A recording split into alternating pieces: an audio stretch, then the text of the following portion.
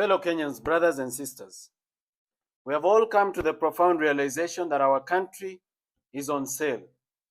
Shockingly, the buyer is also the seller.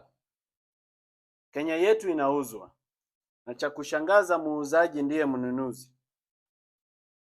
In the year 2013, a group of powerful individuals sat in a room and made a plan to be the wealthiest men in the world, to the disenfranchisement of many Kenyans. They hatched a grand scheme that would earn them an empire only similar to the Russian oligarchs. It was simple. Steal as much as you can, make Kenya poor as much as you can, then bring back the money that has been stolen and buy everything that is valuable in Kenya, then dominate the people as their landlords. However, they had to overcome one obstacle. Kenya had just received a new constitution, which required every shilling of revenue, including money borrowed, to be deposited in the consolidated fund. From there, it would be allocated by Parliament to the recurrent and development expenditure, withdrawals of which would be made with the approval of the Controller of Budget, and the Auditor General would audit it. These individuals decided to cheat the law. They tasked the Honorable Kimani Ichung'wah, then the Chairman of Budget, to table and pass an amendment to the Public Finance Management Act, which will allow them to open government accounts abroad and to even spend abroad.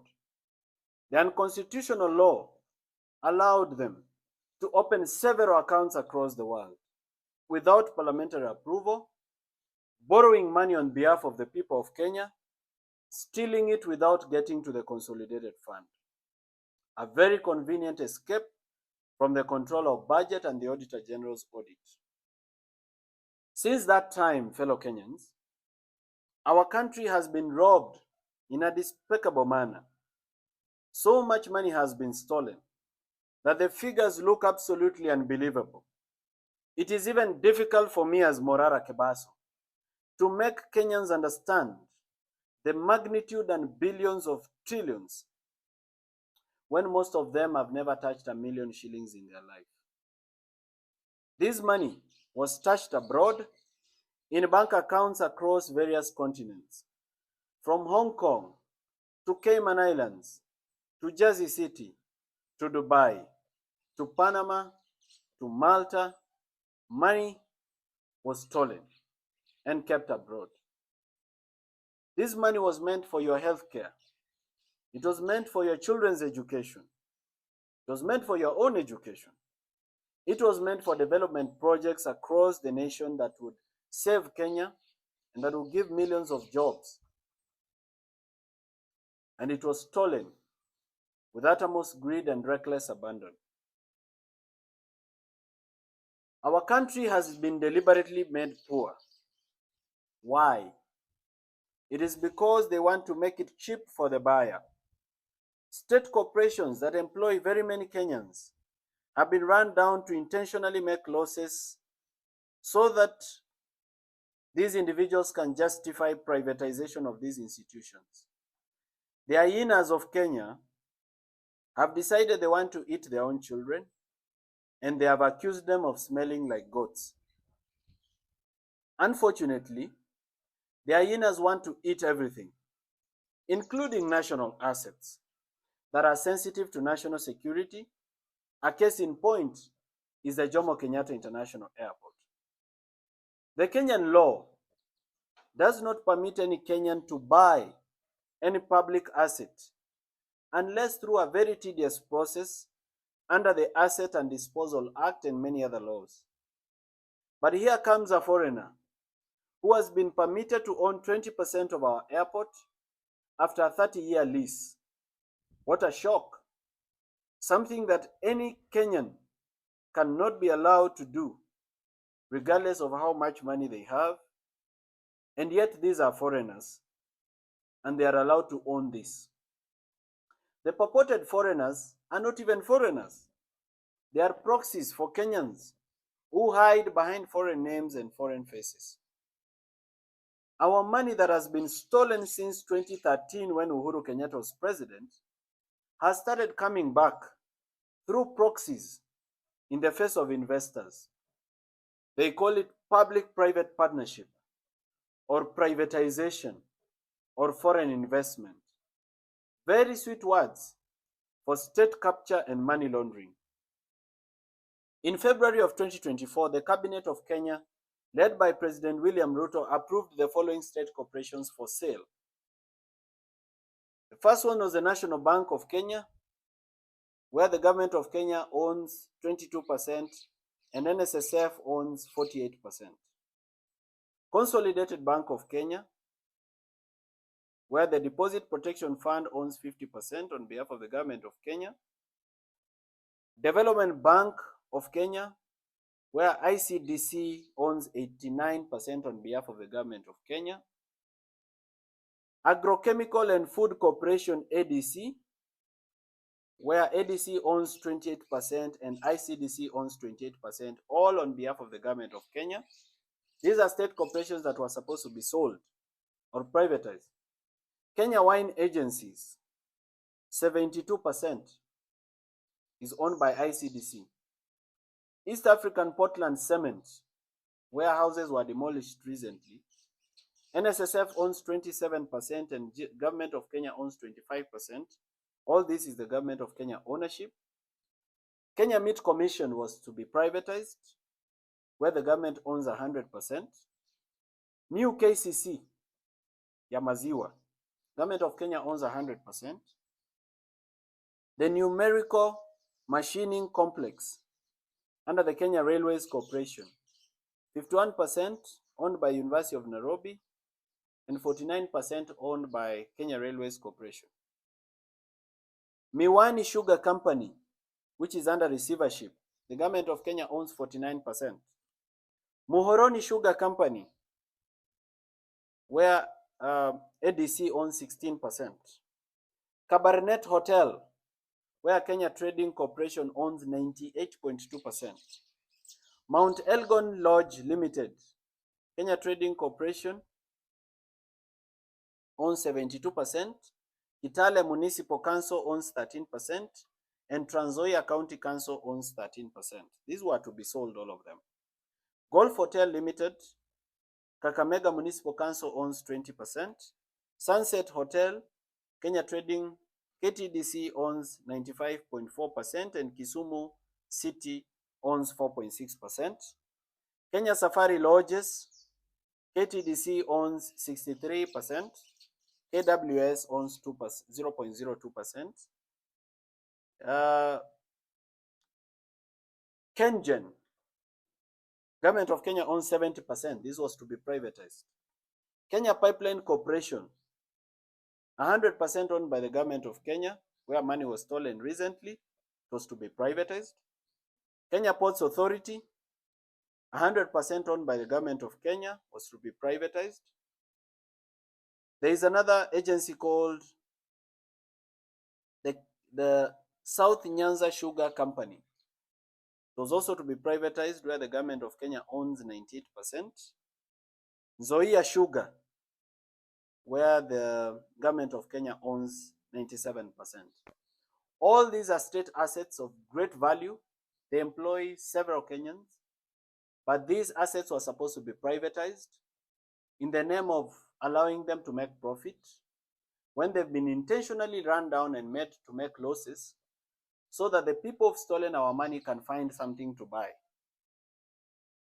Ladies and gentlemen, you and I know the buyers, and the buyer is also the seller, and the seller is the buyer.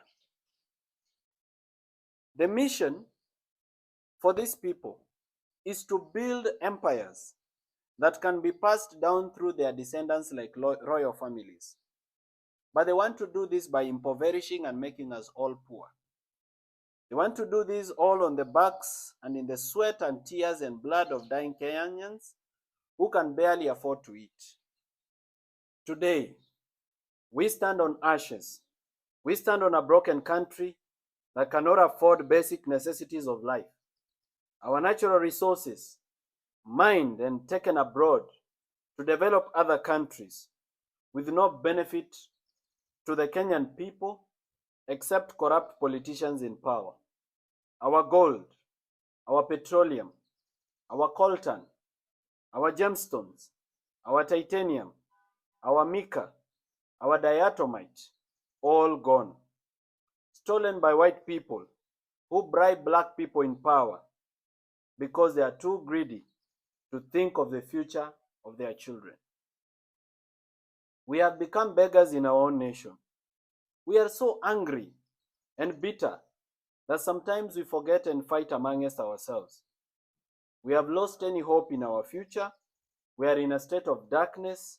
A thick smoke has engulfed our nation. We are a population which is poor, destitute, and drowning in the tears of sadness.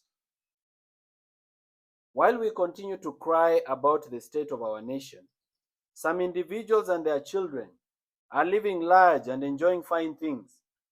They have bought helicopters, private jets, rare cars, luxury boats, expensive watches, expensive belts. They have bought holiday homes around the world, and they have invested in building private cities. They have bought our banks. They control the sectors of our life. We cannot move without fueling in a petrol station that is owned by them. They process our food, and we eat their brands. We have become beggars at home. Fellow Kenyans, were we born to be poor, sick, and die? Aren't we entitled to human dignity? Why should we live like slaves at home? People of our nation, we have tolerated mediocrity for far too long. We have tolerated incompetent politicians who steal our money, insult us, abduct us, kill us, and continue to lead us as if they own us. We have become like pieces of furniture in a rich man's house. We need to liberate ourselves. We must set ourselves free from tribalism, corruption, and poor governance. We must liberate our minds. We need a new dream. And the time is now, not tomorrow. As a young man in this nation, I have tried my best to open your eyes.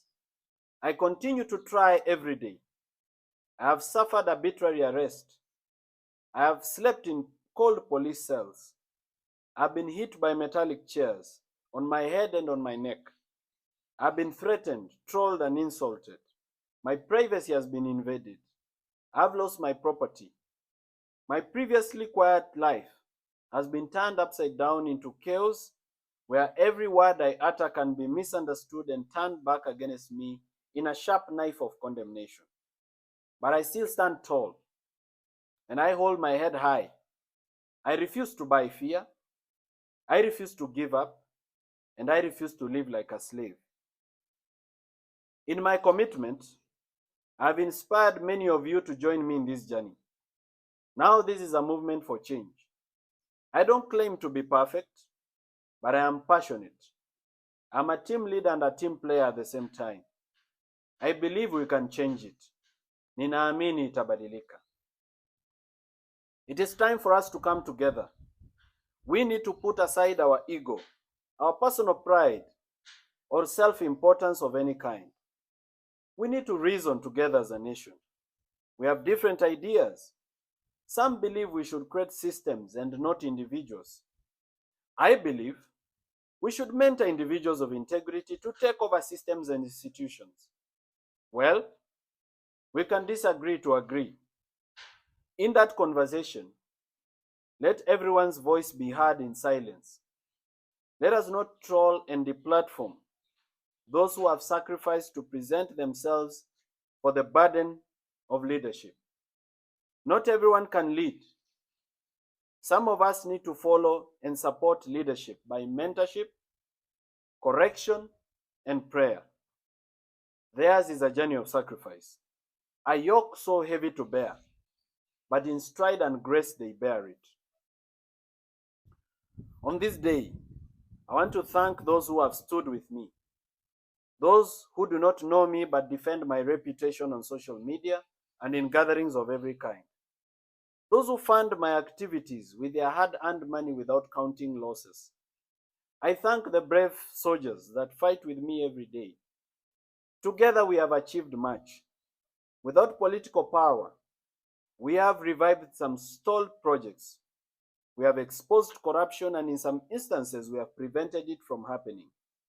We are giants. The work we do is superhuman. We should do more of this every day and inspire other Kenyans to also do what they can do in their small ways and big ways. I also thank Kenyans of integrity who have stood with the nation. Notably, I want to recognize the effort of Honorable Kio Mtata, Honorable Richard Onyonka, Honorable Gathoni Wamuchomba, Honorable Jimmy Wanjigi, Eric Omondi, media personalities, content creators like Crazy Kena, musicians who have sung about bad governance like Nonini and Shanky, the Law Society of Kenya, judges, bloggers, spoken word artists like Oeba, YouTubers, TikTokers, Kenyans on X, civil society groups, whistleblowers, and all Kenyans of good intent. If I have not mentioned it, it's not because you're little, but because I may not be able to mention all of you. May you live to see the change that you're fighting for. And may you sacrifice, and may your sacrifice be rewarded in abundance.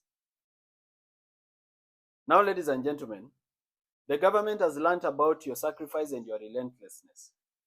To divide and conquer you, they have opened several battles.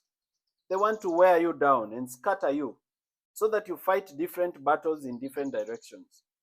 In less than 3 months, the country has witnessed controversial legislation on the extension of term limits of the president and parliament and on the agriculture bill, a disastrous healthcare system, worker strike, a divisive impeachment, university funding quagmire, an airport theft, abductions, killings, and so much more that we are confused which war to fight and which one to wait.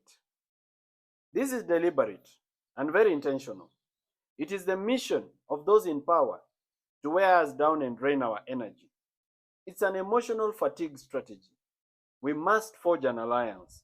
We must combine our efforts and combine our problems into one message: regime change.